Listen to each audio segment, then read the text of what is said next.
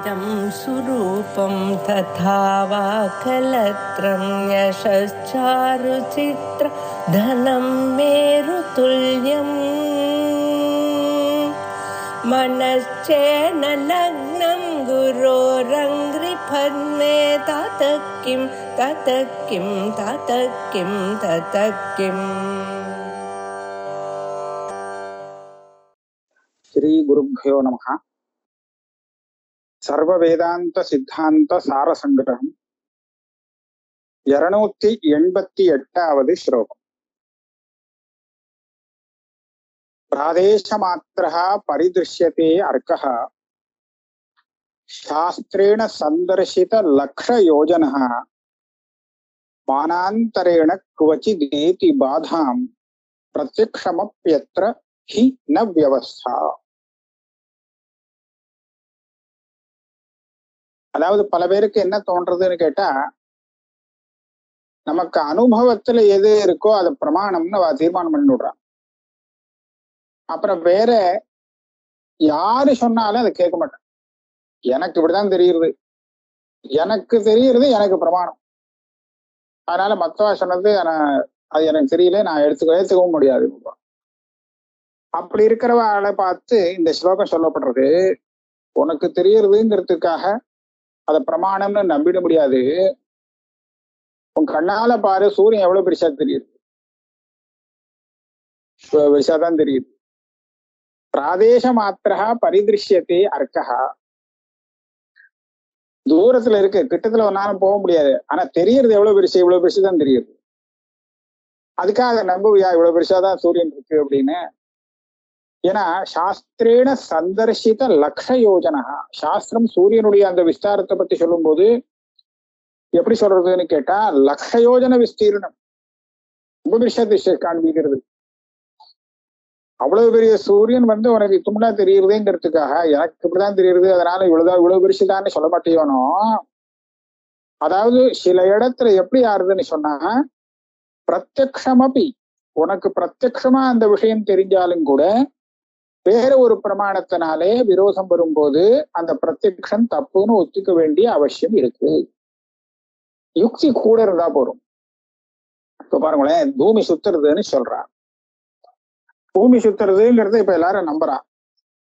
ஆனா யாராவது பூமி சுத்துறத பார்க்க முடியுமா நேரடியா கண்ணால? ஒருத்தருக்கும் தெரியாது பூமி சுத்துறா மாதிரியா இருக்கு. இது கூட சொல்லுவான், பூமி என்ன வேகத்துல சுத்துறதுன்னு அவன் சொல்றானோ அந்த வேகத்துல பூமி சுத்துதுன்னா நம்மளாம் எப்படி இருக்க முடியும்னு இவனுக்கு சந்தேகம் வந்துடும். இப்படி சுத்தினா தலை சுத்தி விழுந்துட மாட்டோமா? ஆனா பூமி சுத்துறதுங்கிறத இப்ப நம்ம நம்ம அனுபவத்துல பாக்குறதுக்கு அது தெரியாட்டாலும் கூட அது சுத்துறதுங்கிறத பிராமணிக்கமா அவ பார்த்து சொன்னதுனால நம்புறான். இப்ப சாமானிய ஜனங்களுக்குள்ள சொல்றேன், பூமி சுத்துறதா இல்லையாங்கிறதுல சாஸ்திரத்துல வேற ஒரு விசாரங்கள்லாம் இருக்கு, அதுல விவாதங்கள் இருக்கு, அதுக்கு போகல. இப்ப சாதாரணமா ஜனங்கள் நேரடியா பார்த்தாதான் நம்புவேன் அப்படின்னு சொன்னா அது நியமம் இல்லை, நீயே இந்த மாதிரி வச்சுக்க முடியாது.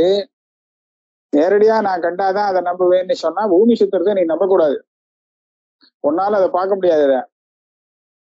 அதனால நீ பார்க்காத விஷயத்தை எப்படி நம்புறது அப்படின்னு அதனால நம்பப்படாதுன்னு சொல்ல முடியாது இருக்கும். ஆனா அப்படி வச்சுக்கல. அதே மாதிரிதான் நம்மளை பத்தி என்ன நினைச்சுட்டு இருக்கோமோ அது நாம அப்படி நினைச்சுட்டு இருக்கோம், அது தப்பா கூட இருக்கலாம். அதனால சாஸ்திரம் சொல்லி கொடுத்ததுக்கு விரோதமா வரும்போது எனக்கு என்னை பத்தி என்ன தெரியுறதோ அதுதான் சரி அப்படின்னு நீ பிடிவாதம் பிடிக்க கூடாது அப்படிங்கிறதுக்காக இதை சொல்றார். மானாந்தரேன குவச்சி தேதி பாதாம் பிரத்யக்ஷம் அப்படி அத்ரஹி ந வியவஸ்தா. ஒரு சில இடத்துல பிரத்யக்ஷத்துக்கு விரோதமாக இருக்கிறதுனாலே மத்ததை நம்ம அப்பிரமாணம் அப்படின்னு சொல்லுவோம், அது சரியில்லைன்னு. ஆனா சில இடத்துல அதுக்கு இன்னொரு பிரமாணத்துக்கு விரோதமா இருக்கிறதுனால நம்ம பிரத்யக்ஷத்தை கூட நம்ம தப்புன்னு சொல்றது உண்டு. எல்லா இடத்துலயும் ஒரே மாதிரி பிரத்யக்ஷமா எது தெரியுறதோ அதான் கரெக்டுன்னு சொல்லிடக்கூடாது. இங்க இப்படி ஒரு வியவஸ்தைனா நியமம் பண்ணிடக்கூடாது. பிரத்யக்ஷமா தெரிஞ்சுக்கிட்டுனா அது கரெக்டு தான் அப்படின்னு நீ நினைச்சுக்க கூடாது. தஸ்மாத் துவயீதம் பிரமதா பிரதீதம் மிருஷைவ நோ சத்தியம் அவேஹி சாட்சாத் பிரம்ம துவமேவாசி சுகஸ்வரூபம் துவத்தோ நபின்னம் விசினுஷ்வ புத்தௌ. அதனாலே நீ தன்னை மனுஷனாக, கர்த்தாவாக, சம்சாரியாக இப்படியாக பார்க்கறியோன்யோ, இது உன்னுடைய பிரமத்தினால இப்படி தெரியுது. இது மிருஷா ஏவ, இது பொய் தான், இது வாஸ்தவம் இல்லை. நோ சத்தியம், சத்தியமே இல்லை. இதை நீ தீர்மானமா புரிஞ்சுக்கோ. அதனாலதான் சாஸ்திரம் உன்னை பத்தி என்ன சொல்லி கொடுக்கறது? பிரம்மத்வமேவாசி, துவம் பிரம்மைவாசி. உண்மையான ஸ்வரூபத்தை சொல்ல போனோம்னா அந்த பிரம்மமே தான் நீ, வேறில்லை. அந்த ஆனந்த ஸ்வரூபமான பிரம்மந்தான் நீ. துவத்தோ ந பின்னம், அந்த பிரம்மஸ்வரூபம் உன்னை காட்டிலும் வேறானதாக இல்லை. இதை நீ உன்னுடைய புத்தியில நன்றாக தீர்மானம் பண்ணிக்கோ, நிச்சயம் பண்ணிக்கோங்கிற. தேடி விசாரம் பண்ணி புரிஞ்சுக்கோ. உன்னுடைய ஆத்மாவை நீ தேட வந்துட்ட. எது நான் யார், என்னுடைய ஆத்மா வாஸ்தவமா எப்படி உள்ளது, எங்க போய் பார்க்கிறது? லோகாந்தரேவாத்திர குஹாந்தரேவா தீர்த்தாந்தரேவா கர்ம பரம்பராந்தரே சாஸ்திராந்தரே நாஸ்தி அனுபஷ்யதாம் இஹ ஸ்வயம் பரம் பிரம்ம விசாரியமானே. விசாரம் பண்ணி தேடி பார்த்து கண்டுபிடிச்சிடுறது, தேடி பிடிச்சிடுறதுன்னு கிளம்பினான். இங்க போறான், லோகாந்தரத்துல போய் அங்க எங்கேயாவது என் ஆத்மா இருக்கா அப்படின்னு தேடுறான். கிடைக்குமா? குஹாந்தரே, ஏதாவது மலைக்குள்ள இருக்கக்கூடிய குகைகள்லாம் இருக்கு, அதுக்குள்ளலாம் தேடி பார்க்கறான், என்னுடைய ஆத்மா அங்க எங்கேயாவது ஒழிஞ்சிட்டு இருக்காரு. தீர்த்தாந்தரே, தீர்த்த கஷேத்திரத்துல பாக்குறான். கர்ம பரம்பராந்தரே, நிறைய அனுஷ்டானம் பண்ணி ஏதன் மத்தியில எங்கேயாவது கிடைக்கிறதா பார்ப்போம். சாஸ்திராந்தரே, வேதாந்தத்தை விட்டுட்டு வேற சாஸ்திரத்துல போய் தேடி பார்க்கறான். அங்க எங்க தேடி பார்த்தாலும் உனக்கு உன்னுடைய ஆத்மா கிடைக்காது. உன்னுடைய ஆத்மாவை தேடிட்டு போனா கிடைக்காது, வேற ஏதாவது தான் கிடைக்கும். அதனாலே நீ எங்க போய் விசாரிக்கணும், எங்க போய் பார்க்கணும்? வேதாந்த சாஸ்திரம் சொல்ற இடத்துல, அது சொன்ன விதத்துல விசாரம் பண்ணி பாரு, உனக்கு உன்னுடைய ஆத்மா கிடைக்கும். தத்துவம் ஆத்மஸ்தம் அஜ்ஞாத்வா மூடஹ சாஸ்திரேஷு பஷ்யதி. தத்துவம் ஆத்மஸ்தம், இந்த தத்துவம் ஆத்மாவிலேயே இருக்கு. இவன் இந்த தத்துவம் எங்கேன்னு சொல்லி வெளியில பார்த்தான்னா எப்படி கிடைக்கும்? அதுக்கு ஒரு திருஷ்டாந்தம் கொடுக்கிறார். கோபஹா கக்ஷகதம் சாகம் யதா கூபேஷு துர்மதி. ஒரு ஆடு மேய்க்கிறவன் இருக்கான், அசடு. அவனுடைய ஆட்டுக்குட்டிய அவன் என்ன பண்ணினா, காணாம போயிடக்கூடாதே அப்படிங்கிற பயத்தினாலே அதுல இந்த கை இடுக்கலை இப்படி சொருகிட்டு விட்டான். அப்புறம் அது மறந்து போச்சு. ஆட்டுக்குட்டிய இங்க கைகளுக்குள்ள சொருகின்னு இருக்கிறது மறந்து போச்சு. வெளியில மேயற இடத்துல எல்லாம் பார்த்துட்டான், எங்கடா ஆட்டுக்குட்டியை காணுமே, எல்லா இடத்துலயும் பார்த்துட்டான். இடத்துல இருக்கா அப்படின்னு போய் பாக்குறான். கணத்துல விழுந்திருக்கோ, அங்க போயிடுச்சோ இங்க போயிடுச்சோன்னு. கணத்துல போகும்போது தெரிஞ்சு போச்சு. கணத்துல ஜலம் இருக்கா, ஆஹா இவனுடைய இதே தெரிஞ்சு போச்சு, இங்கதான் இருக்கு அப்படின்னு. இது எப்படி கிடைக்கும்? இவனுடைய கஷ்டத்துல அதை சொருகின்ற விஷயத்த நான் வெளியில போய் தேடி பார்க்கிறேன்னு சொன்னா எப்படி கிடைக்கும்? அதே மாதிரி நம்ம ஆத்மஸ்வரூபத்தை நாம வெளியில தேடி பார்த்தா எப்படி கிடைக்கும்? ஒண்ணுமே இல்லை, எங்க பார்த்தாலும் ஆத்மாவே இல்லே, வெறும் இருக்கு, சூன்யம். எல்லா இடத்துலயும் தேடி பார்த்தாச்சு, ஆத்மான்னு ஒண்ணு இல்லேன்னு தான் தீர்மானத்துக்கு வர முடியும். நம்மளை பார்த்தாதான் தெரியும். ஸ்வம் ஆத்மானம் பரம் மத்வா பரமாத்மானம் அந்யதா விமிருக்யதே புனஸ்வாத்மா வஹி கோஷேஷு பண்டிதைஹி. இந்த பண்டிதர்கள் சும்மா உபகாசத்துக்காக சொல்றா, தன்னுடைய ஆத்மஸ்வரூபத்தை தன்னை காட்டிலும் வேறானதாக நினைச்சுன்னு தேடுறான். இப்ப பாருங்களேன், என்னத்தை தேடுறேன்னு கேட்டா, நான் என்னுடைய ஆத்மாவை தேடுறேன் அப்படிங்கிறான். சரி, உனக்கு ஒண்ணு தெரியுமா தெரியாத? என்ன தெரியும், ஆனா என்னுடைய ஆத்மாவை பத்தி தெரியாதுங்கிறான்.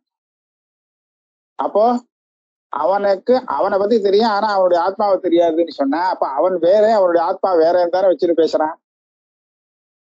ஆனா ஆத்மானா அதுவா? அவன் தானே ஆத்மா. அப்ப அப்படி இருக்கும்போது தன்னையே தன்னை காட்டிலும் வேறானதாக கல்பனை பண்ணிட்டு தன்னை தெரியும் ஆனா தன்னுடைய ஆத்மாவை பத்தி தெரியாது அப்படின்னு சொல்லிட்டு அதை தேடினான்னு கிளம்பி இல்ல எங்கேயும் எல்லா இடத்துலயும் பார்த்தாக்க எப்படி அவனால தேடி கண்டுபிடிக்க முடியும் தன் ஸ்வரூபத்தை? அதனாலதான் அவனுக்கு தெரியல பரமாத்ம ஸ்வரூபந்தான் தான் அப்படிங்கிறது தெரியாம போகுது. இவன் எங்க ஆத்மாவை தேடுறான்னு சொன்னா இவனால காணப்படக்கூடிய பஞ்ச கோஷங்கள்ல தேடும். தேகம்தான் முதல்ல கண்ணுக்கு தெரியுது. ஓ இதுதானே ஆத்மா, ஆமா இதுதான் நான், இந்த கை கால் தலை இதெல்லாம் சேர்த்து இந்த உடம்பு இருக்கு இதுதான் நான் அப்படின்னு அந்த தேகங்கிற அன்னமய கோஷத்தை தான்னு நினைச்சு போடுறோம். வேற சில பேர் அது இல்லை அதுக்குள்ள இருக்காக்கம்னு நினைக்கிறான். இப்படியாக பல விதமா இந்த தேடுறவங்கள் அத்தனை பேரும் ஏமாந்து போறான். ஏன்னா தான் வேறு தன்னுடைய ஆத்மா வேறுன்னு சொல்லாம அவன் சொல்லிட்டு இருக்கான். தன்னை தெரியும் தன்னுடைய ஆத்மாவை பத்தி தெரியல அப்படின்னு சொன்னாக்க அப்ப தெரிஞ்ச தன்னையும் தெரியாத தன் ஆத்மாவையும் வெவ்வேறாக பிரிச்சு வச்சுட்டு இருக்காங்கிறது தானே, அப்படி புரிஞ்சுட்டு இருக்கான்னு தானே அர்த்தமாகும். அதனால அப்படி புரிஞ்சுட்டு அவன் தேகம்தான் ஆத்மாவா, மனச ஆத்மாவா, இந்திரியம் ஆத்மாவான்னு தேடிட்டே போறான். ஒண்ணும் கிடைக்காது. அதான் விமிருக்கியதே புனஸ்வாத்மா பஹி கோஷேஷு. வெளியில எல்லாம் தேடி பார்க்கிறான் ஆத்மா எங்கேயா கிடைக்கிறதா, தன்னுடைய ஆத்மான்னு. எப்படி கிடைக்கும்? அதனால இதை அசட்டிக்கணும். விஸ்மிருத்திய வஸ்துனஸ்தத்துவம் அத்தியாரோப்பிய வஸ்துனி அவஸ்துதாஞ்ச தத்தர்மான் முதா சோச்சதி நான்யதா. இந்த ஆத்மவஸ்துடைய வாஸ்தவமான ஸ்வரூபத்தை மறந்துட்டான். விஸ்மிருத்திய விஸ்மரணம் ஆயிடுச்சு. விஸ்மரணம் ஆனந்தோட என்ன பரவாயில்ல, மறந்துட்டா திருப்பி ஞாபகத்துக்கு வரலாம். ஆனா இவன் என்ன பண்ணிவிட்டான், அதை மாத்தி அத்தியாரோபம் பண்ணிவிட்டான். அந்த மாதிரி ஒரு ஆத்மா கிடையாதே அப்படின்ட்டான். எந்த ஆத்மா மறந்தானோ மறந்து போன வஸ்துவை இல்லேன்னு தீர்மானம் பண்ணிட்டான். அத்தியாரோப்பிய வஸ்துனி அவஸ்துதான். நீ சொல்லி கொடுக்குற மாதிரி ஒரு ஆத்மாவும் எனக்கு கிடையாதுப்பா, நான் அப்படிதான் இருக்கேன் அப்படின்னு சொல்றான். இப்ப கர்த்தா போக்தாவாக தன்னை நினைச்சுட்டு இருக்கிறவனை பார்த்து நீதான் அந்த பிரம்மஸ்வரூபம் அப்படின்னு சொன்னாரு அவன் நிச்சயமா நம்ப மாட்டான். நீ பிரம்மஸ்வரூபம் சொல்றிய, பிரம்மன்னா என்ன அப்படின்னு கேட்பான். பிரம்மத்துக்கு நீங்க லட்சணத்தை மாத்திரம் சொல்லி கொடுத்துட்டேன்னு வச்சுங்க, இந்த சர்வ ஜெகத்துக்கும் காரணமாக இருக்கக்கூடிய பொண்ணு அப்படின்னு சொன்னால் அவன் தீர்மானமா சொல்றான் நான் அது இல்லை அப்படின்னு. இந்த சர்வ ஜெகத்தையும் சிருஷ்டி பண்ணி பாலனம் பண்ணி சம்ஹாரம் பண்ணக்கூடிய சக்தி எனக்கு கிடையவே கிடையாது. அதனால ஒரு நாளும் நான் பிரம்மமாக மாட்டேன். ஆகையாலே நீ சொல்ற மாதிரி நான் இல்லைன்னு இப்படிதானே சொல்லுவான். அப்புறம் அவன் என்ன பண்ணினா தன்னுடைய ஸ்வரூபத்தை மறந்தான். மறந்தது மாத்திரம் இல்லை, அவஸ்துவை அதுல ஆரோபணம் வேற பண்ணிட்டான். அது இல்லை நீ சொல்ற மாதிரி இல்லைன்னு தீர்மானம் பண்ணிட்டான். பல சமயம் என்ன ஆகும்னா இருக்கிற வஸ்துவை மறந்து போயிட்டோம்னா, மறந்து போச்சுன்னா அவ்வளவு பெரிய கஷ்டம் இல்லை. ஆனா அது விபரீதமா அது இல்லைங்கிறதே தீர்மானம் பண்ணிட்டோம்னா அப்புறம் அதை ஏத்துறது கஷ்டம். ஆகையாலே அந்த மாதிரிதான் இப்ப ஆத்ம விஷயத்துல நடந்து போச்சு. அவஸ்துதாஞ்ச வஸ்துனி ஆரோப்பிய தர்மான். இந்த அவஸ்து அனாத்மாக்கள் இருக்கே அதனுடைய தர்மங்கள்லாம் ஆத்மாவை சேர்த்து விடுறான்.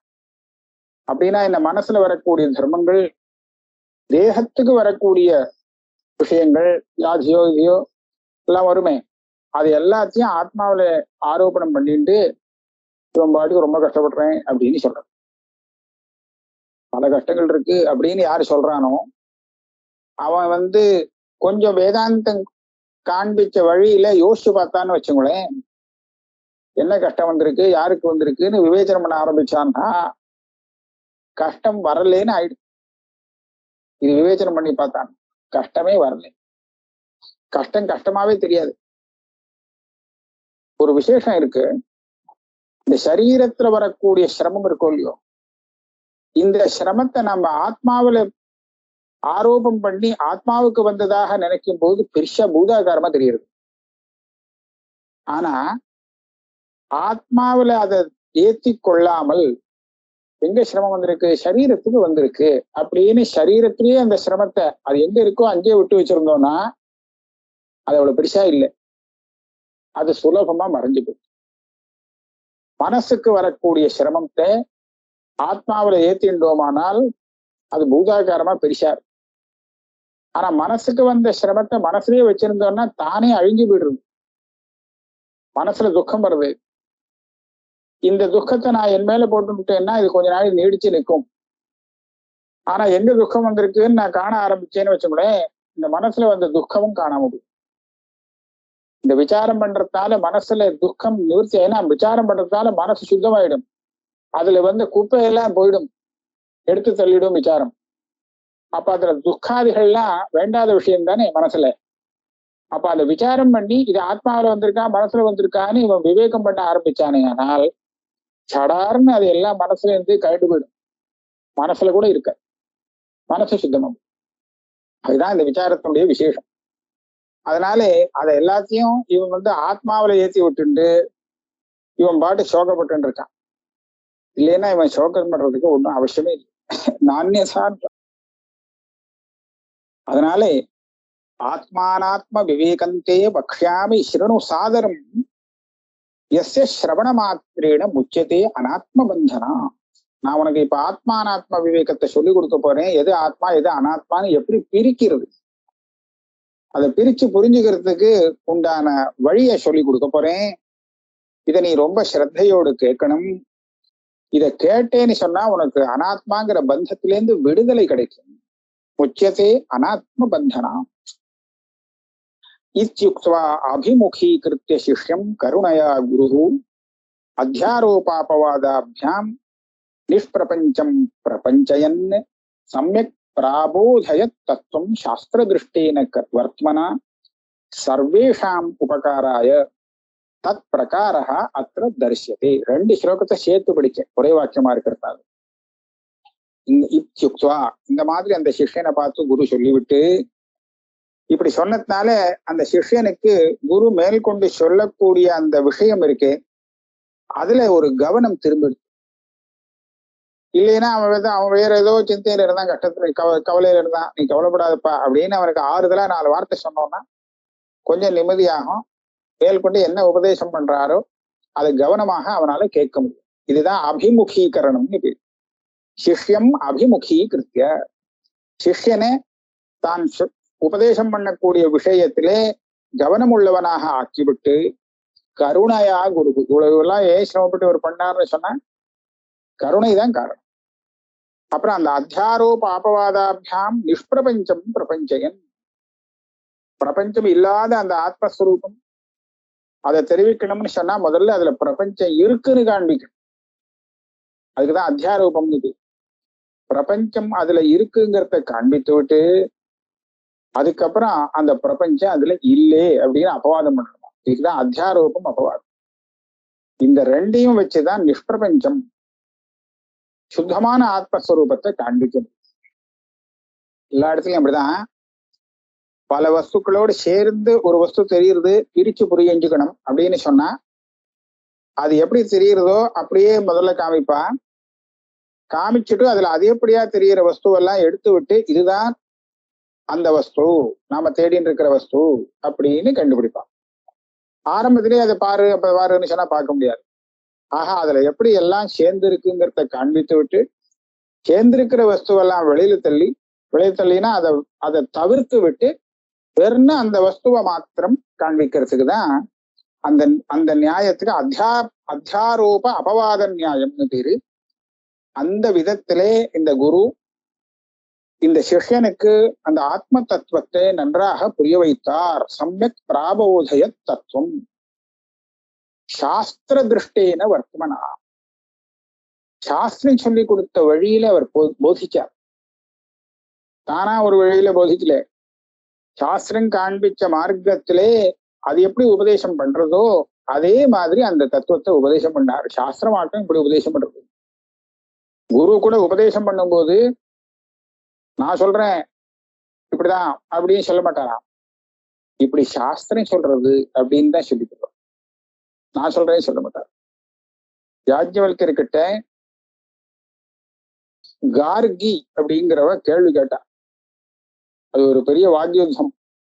பல பேர் யாஜ்ஞவல்கரை மடக்கணும் அப்படின்னு சொல்லி கேள்வி கேட்டு அதுக்கெல்லாம் பதில் சொல்லி யாஜ்ஞவல்கர் ஜெயிக்கக்கூடிய ஒரு கட்டம் பிருஹதாரண்யக உபநிஷத்துல 3வது அத்தியாயத்துல வருது. அதுல கார்கி எப்படின்னு ரொம்ப கெட்டிக்காரி, ஒரு பெண்ணுதான் அவ. ஆனா அந்த பிரம்ம ஜானத்துல அவ்வளவு சிறந்தவ, ரொம்ப புத்திசாலி. முதல்ல அவ கேள்வி கேட்டுட்டு இருந்தா. கேட்டுட்டு வந்து ஒரு எல்லாத்துக்கும் பதில் சொல்லிட்டே வந்தார். இதுக்கு மேல அதுக்கு மேல அதுக்கு மேலேயும் சொல்லி பிரம்ம முறையில் கொண்டு போயிடுவா போல இருந்தது. உடனே யாஜ்ஞவல்கர் சொன்னார், இல்லை, நீ இதுக்கு மேல கேட்கப்படாது. ஏன்னா அது நியாயமான மார்க்கத்துல கேட்ட கேள்வியாக இருக்காது. நீ கேட்டு நான் அதை பதில் சொல்லணுமே சொன்னா அதுக்கு ஒரு முறை உண்டு பிரம்மத்தை உபதேசம் பண்றதுக்கு. நீ பாட்டுக்கு கேள்வி கேட்கிறேன் நான் பதில் சொல்றேங்கிறது இந்த விஷயத்துக்கு கிடையாது அப்படின்னு சொல்லி அவரை நிறுத்திட்டான். அதுக்கப்புறம் இன்னொருத்தன் கேட்டான், வேற ஏதோ கேட்டான். அதுக்கெல்லாம் பதில் சொல்லி முடிச்சதுக்கு அப்புறம் அந்த கார்கி மறுபடியும் வரா. பிராமணாள் கிட்ட அங்க சேர்ந்திருந்த அத்தனை பிராமணாள்கிட்டையும் ஒரு அனுமதி கேட்கிறா. நான் 2 கேள்விகளை கேட்கணும்னு வச்சிருக்கேன் யாஜ்ஞவல்கர் கிட்ட. அந்த கேள்விய நான் கேட்டு அவர் பதில் சொல்லிட்டாரே ஆனால் அதுக்கப்புறம் இவரை யாருமே ஜெயிக்க முடியாது. அவர் ஜெயிச்சாருன்னு எல்லாரும் ஒத்துமுடலாம். அப்படி ஒரு சிக்கலான கேள்வி அப்படின்னு சொல்லி அந்த கேள்வியை கேட்கிறார்.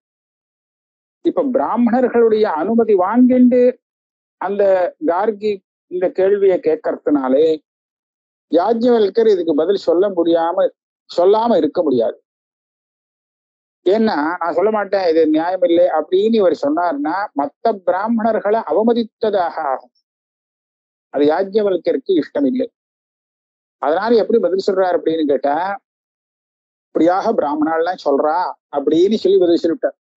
அவ கேட்ட கேள்விக்கு உண்டான பதில்.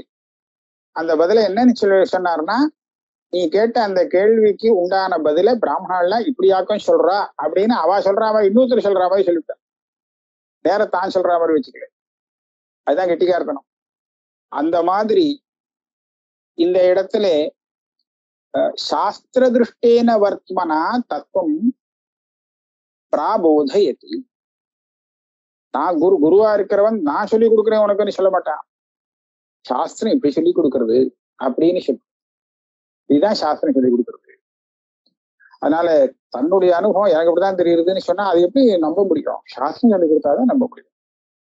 அதுவும் இந்த சிஷ்யனுக்கு அந்த குரு போதிச்சது வெறும் சிஷ்யனுடைய உபகாரத்துக்கு மாத்திரம் இல்லே, சர்வேஷாம் உபகாராய, எல்லாருக்கும் அந்த உபகாரம் வரணும். அதுக்காக நான் என்ன பண்றேன், இந்த புஸ்தகத்துல அந்த உபதேசத்தை சொல்றேன். ஆச்சாரியால் சொல்றார், சர்வேஷாம் உபகாராய தத் பிரகாரா அத்திர தரிசதி. அந்த சிஷ்யனுக்கு குரு என்ன உபதேசம் பண்ணுவாரோ, எப்படி அந்த ஆத்மஸ்வரூபத்தை தெரிந்து கொள்வதற்கு வேண்டிய யுக்திகள் எல்லாம் அவர் சொல்லி கொடுப்பாரோ, அந்த யுக்திகளை இந்த புஸ்தகத்துல நான் உங்களுக்கு சொல்லிக் கொடுக்க போறோம், நாம சொல்லிக் கொடுக்க போறோம். அதுல என்ன கிடைக்கிறதுன்னு கேட்டா பல பேருக்கு உபகாரம், நிறைய பேர் தெரிஞ்சுக்கலாம். அதுக்காக இந்த புஸ்தகம் எழுதப்படுறது.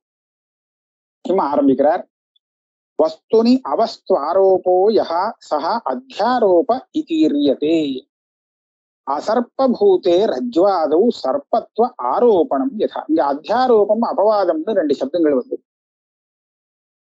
அப்படின்னா என்னன்னு முதல்ல சொல்லணும். அப்பதான் மேற்கொண்டு அத்தியாரோப அபவாத நியாயத்தை வச்சு ஆத்மஸ்வரூபத்தை தெரிவிக்க முடியும். சப்தத்துக்கு அர்த்தம் தெரியாம நான் பாடு பேசிட்டே போனேன்னா அதுக்கு என்ன சொல்ல முடியும்? அர்த்தம் ஆகாது இல்லையா கேட்கிறவனுக்கு. அதனால முதல்ல அத்தியாரோபம்னா என்ன, அபவாதம்னா என்னங்கிறத சொல்றேன்.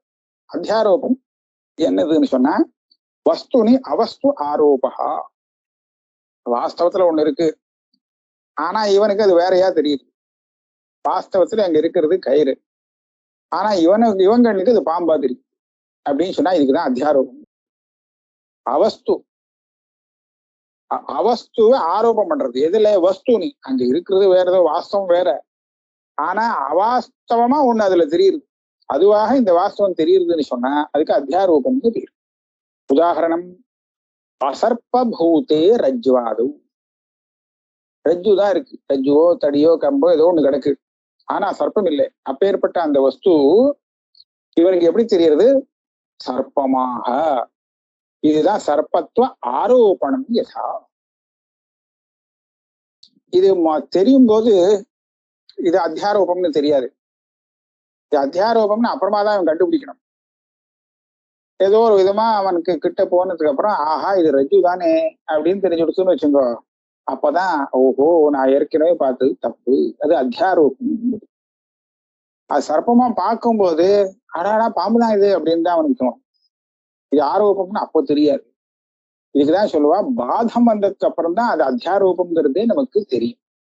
எல்லா விஷயத்திலும் அப்படிதான். நாம முதல்ல நினைச்சதே அது கெட்டியா இது சரியாத்தான் இருக்குன்னு புரிஞ்சுப்போம், சந்தேகம் வராம. ஆனா அப்புறமா அது தப்புன்னு பிற்பாடு தெரிஞ்சதுன்னா அப்புறம் விட்டுருவோம் அதை, சரி தப்பு அப்படின்னு. இப்ப வஸ்து என்ன அவஸ்து என்ன? வஸ்து தாவத்து பரம் பிரம்மா சத்திய ஞானாதி லட்சணம் இதம் ஆரோபிதம் எத்திர பாதி ஹே நீலதாதி வசு.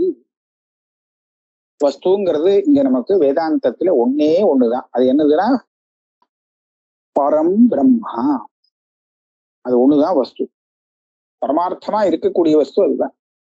அது எப்படி இருக்கு? சத்திய ஞானாதி லட்சணம். சத்தியம், ஞானம், அனந்தம், ஆனந்தம் இப்படியாக இருக்கக்கூடியது அந்த பிரம்மம்.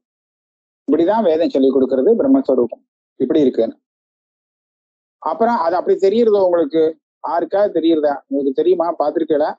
சத்திய ஞான ஆனந்தமான பிரம்மஸ்வரூபம் தெரியுமான்னு கேட்டா இல்ல இதுவரையில் பார்த்தது இல்லைன்னு தான் எல்லாரும் சொல்லுவான், நமக்கு தெரிஞ்ச மனுஷாலாம். அப்ப அவளுக்கு எப்படி தெரியுறது? உன்னை தெரியுமா அவனுக்கு கேட்டா தெரியும்னு சொல்லுவான். எப்படி தெரியுறது? எப்படி இருக்கே நீ அப்படின்னு கேட்டா ஒரு விதமா தன்னை பத்தி எல்லாம் சொல்லுவான். இப்படி இருக்கேன் அப்படி இருக்கேன் எல்லாம் சொல்லுவா இல்லையா?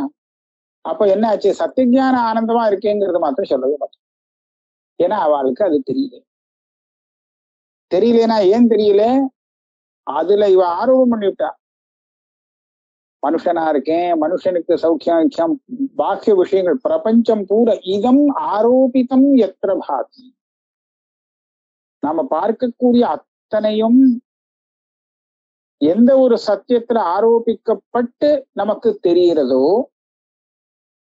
சத்தாக தெரிகிறதோ, சத்தியமாக தெரிகிறதோ, அந்த ஆரோபத்துக்கு ஆதாரமா இருக்கக்கூடிய சத்தியம் இருக்கு, அதுதான் பிரம்மம். பிரம்மத்தை ஆதாரமா அங்க ஒரு கயிறோ ஏதாவது கடந்தாதான் அதை பாம்புன்னு பார்த்து ஏமாந்து போக முடியும். ஒண்ணுமே இல்லையா வெறும் சூன்யத்துல இவன் எப்படி ஏமாந்து போக முடியும்? அதனாலே ஏதாவது ஒண்ணு நிஜம் இருக்கணும். அந்த நிஜத்தை இவன் தப்பா பார்க்கணும். அப்பதான் ஆரோபம் பண்ண முடியும். அந்த மாதிரி சகல விதமான ஆரோபத்துக்கும் கடைசியில இருக்கக்கூடிய ஆதாரம் என்னன்னு கேட்டா மிஞ்சக்கூடியது அதுதான் சத்தியஞானாதி லட்சணம் பிரம்மம். அப்படி இருக்கக்கூடிய இதுல அத்தியந்த விபரீதமா நமக்கு பிரபஞ்சம் தெரியறதே. ஆத்மா ஆனந்த ஸ்வரூபம்னு சொல்றேன், ஆனா ஏகப்பட்ட துக்கம் வந்தது நமக்கு தெரியுறதே அப்படின்னு கேட்டா அதுதான் விசேஷம், அஜ்ஞானத்துடைய விசேஷம். திருஷ்டாந்தம் ஒண்ணு காண்பிக்கிறார். ஆகாசம் நீளமாக தெரியுறதா இல்லையா? ஆகாச நீளம்னே ஒரு கலருக்கு பேர் வந்துருக்கு. அப்ப ஆகாசம் நீளமா இருக்குங்கிறது தானே. ஆகாசம் நீளமா இருக்குமா? ஆகாசத்துக்கு கலரே கிடையாது. ஆனா இவனுக்கு தெரியறத வச்சுட்டு ஆகாசம் நீளமா இருக்கு, இன்னைக்கு பளிச்சுன்னு இருக்கு ஆகாசம் அப்படிங்கிற. பளிச்சுன்னு இருக்குன்னா அது என்னைக்கு அழுக்கா இருந்திருக்கு இல்லையா? ஒரே அழுக்கா இருந்து அப்புறம் அதை வேணும் பளிச்சுன்னு பண்ண மாதிரி அப்படின்லாம் ஒரு கல்பனை. ஆகாசம் நீளமாக தெரிகிறது, எல்லாருக்கும் தெரியுது. ஆனா நீலக்கலரா அது இல்லை, ஆகாசம் அந்த நீளமாக இல்லை. அது எப்படியோ ஆரோபிக்கப்பட்டதோ அதே மாதிரி ஆத்மஸ்வரூபத்துல நான் மனுஷன் அப்படின்னு எல்லாம் ஆரோப்பம் பண்ணியிருக்கான். அதனால அதனுடைய உண்மையான ஸ்வரூபம் மறைஞ்சு போய் வேற மாதிரியான ஸ்வரூபம் வெளியில தெரியும். இந்த மாதிரி ஆரோபம் வரத்துக்கு மூல காரணம் என்ன அது சொல்றா. தத் காரணம் எத் அஜ்ஞானம் சகாரியம் சத்விலக்ஷணம் அவஸ்து இது உச்சதே சத்ஹி யஸ்ய பாதா பிரதிருஷ்யதே. இந்த மாதிரி ஒரு ஆரோபம் வரதுக்கு காரணம் என்னன்னா அஜ்ஞானம். அஜ்ஞானம் தான் இந்த மாதிரி ஆரோபம் வரத்துக்கு அத்தியாரோபத்துக்கு காரணம். அந்த அஜ்ஞானமும் அஜ்ஞானத்தினுடைய காரியமும் சகாரியம் காரியத்தோடு சேர்ந்து அந்த அஜானமானது சத் விலக்ஷணம், சத்தியம் இல்லே. சத்னா சத்தியம், ஆத்மாவை சத்தியம் வஸ்துன்னு சொன்னோம் இல்லையா, அந்த மாதிரி இது சத்தியம் இல்லை, இது வஸ்து இல்லை, இந்த அஜானம் இது பொய்யானது, சத்துக்கு விலட்சணமானது, சத்து இல்லாதது, சத்து ஆகாதது, சத்தை காட்டிலும் வேறானது, இது சத்து ஆகாது. அதனாலதான் இது அவஸ்துன்னு வேதாந்தம் சொல்லி கொடுக்கும். லோகத்தில் நாம அதை வஸ்துன்னு சொல்லிட்டு இருப்போம், ஏன்னா தெரியாதே. பிரம காலத்துல பொய்யையும் நாம நிஜம்னு தானே நினைக்கிறோம். பிரமம் தீந்து பாத ஜானம் வந்ததுக்கு அப்புறம் தானே அது பிரமம்னே தெரியுது. அப்போ தெரிஞ்சது பொய்ங்கிறது தெரியுது. ஆகையாலே அந்த பாதக ஜானம் வர பரியந்தம் எல்லாம் சத்தியமா தெரியுது. அதனால நம்ம வஸ்துன்னு சொல்லிட்டு இருக்கோம். ஆனா சாஸ்திரப்படி அதை நம்ம தெரிஞ்சுட்டு வஸ்து தத்துவத்தை தெரிஞ்சுட்டோமானா அப்ப இது அவஸ்துன்னு தெரிஞ்சு விடும். அதனால அதுக்கு அவஸ்துன்னு பேரு கொடுத்துட்டார். அஜ்ஞானம் சரி, அஜ்ஞானத்துடைய காரியம் சரி, இது எல்லாமே அவஸ்து இத்தியுச்சதே சத்திஹி. எஸ்ய பாதா பிரதர்சியது, எது அப்புறமா இப்படி இல்லேன்னு சொல்லி பாதிக்கப்படுறது தெரிஞ்ச பிறகு அப்படி இல்லேன்னு எது சொல்லப்படுறதோ அதுக்குதான் பாதித்தம்னு. சுக்தேர் பாதா இல்ல, அவஸ்து எத் அவஸ்து தத் பிரமாணையர் எத் பாத்தியதே சுக்தி ரௌப்பியவத்து நபாத்தியதே எத் தத் வஸ்து த்ரிஷு காலேஷு சுக்திவத்து. இந்த 300வது ஸ்லோகத்துல வஸ்து அவஸ்துங்கிறத சங்கேபமா சாரமா சொல்றார். பிரமாணங்கள்னாலே எது அப்படி இல்லேன்னு சொல்லி பாதிக்கப்படுகிறதோ அது அவஸ்து. எது பிரமாணங்கள்னாலே பாதிக்கப்படாமல் சத்தியம்னு தீர்மானம் பண்ணப்படுமோ 3 காலத்திலும் அது வஸ்து. இப்ப சுக்தியை பார்த்து ரஜதம்னு ஏமாந்து போனான்னு வச்சுக்கோ, அப்ப அந்த இடத்துல ரஜதம்னு தெரியும் போது அதை வஸ்துன்னு நினைச்சுப்பான். ஆனா சுக்தின்னு தெரிஞ்சதுக்கு அப்புறம் சிச்சி அது தப்பு, பொய்ன்னு விடுவான். ரஜதம் பொய், நாம் பார்த்தது ரஜதம் தப்பு, அதனால ரஜதத்துக்கு பாதை உண்டு, அதனால அது அவஸ்து. ஆனா ரஜதம் தெரிஞ்ச போதும் இப்பவும் சுக்தி தான், அதுக்கு பாதை இல்லை, பாதமே இல்லை. ஆகையால அந்த இடத்துல சுக்தியை வாஸ்தவம்னு சொல்லுவோம். வாஸ்தவம் தான் வஸ்து. வஸ்துங்கிறதுக்கு பதில் வாஸ்தவங்கிற சப்தத்தை நமக்கு பிரசித்தமா இருக்கு, வச்சுக்கலாம். சுக்திங்கிறது வாஸ்தவம், ரஜதங்கிறது அவாஸ்தவம், அவஸ்து அப்படின்னு நம்ம தீர்மானமா சொல்றோம் இல்லையா. அதைத்தான் இங்கேயும் வச்சு பரமார்த்தமா எது வாஸ்தவமோ அதுதான் ஆத்மஸ்வரூபம், பாக்கி எல்லாம் அவாஸ்தவம். இது எப்படின்னு மேற்கொண்டு தெரிவிப்போம். 300 ஸ்லோகத்தோட இன்னைக்கு நிறுத்திக்கிறேன்.